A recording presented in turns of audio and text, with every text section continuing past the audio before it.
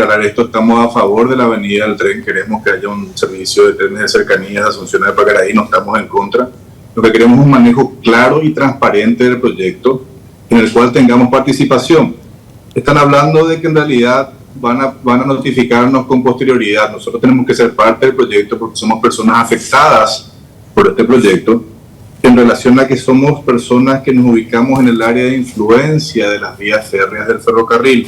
Es decir, nosotros no estamos sobre la franja de dominio del ferrocarril, sino que tenemos propiedades adyacentes a las vías férreas.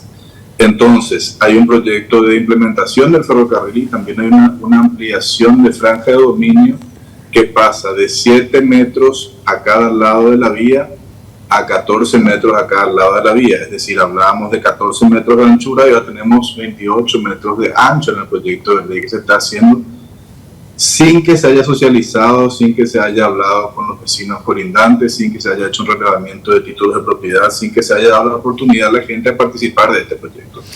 Adolfo, me gustaría preguntarte, porque justo tocaste un tema que me genera bastante duda respecto a la franja de dominio del histórico ferrocarril Carlos Antonio López. Recuerdo que aquella ley antigua decía que la franja correspondía a 20 metros cada lado de la vía del tren propiamente, y en ese entonces hablábamos de 40 metros en total.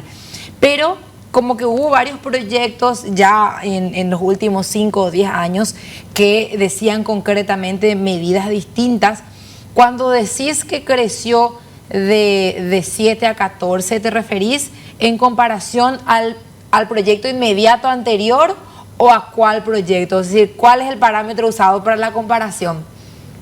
Me encanta que toques el tema porque soy docente y cuando surgió el proyecto de rehabilitación del tren durante el gobierno de Cartes, el gobierno anterior, se mencionó una ley del año 1889 en un artículo específico, el artículo 13, nunca el resto de la ley. Entonces investigamos, buscamos y encontramos que esa ley se refería a una concesión de ferrocarriles de un tren que salía de Asunción, iba hasta Villa de Gatimí y de ahí conectaba con el sistema brasilero, es decir, un tren que nunca se llegó a construir.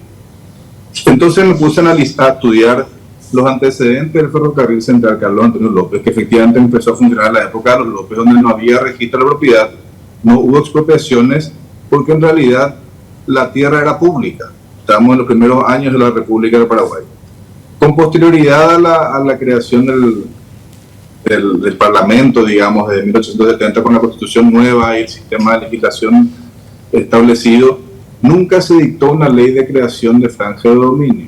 Lo único que existía era una reglamentación en el Código Rural, que también es ley, que establecía restricciones para los propietarios adyacentes a 7 metros a cada lado de la vía como un límite.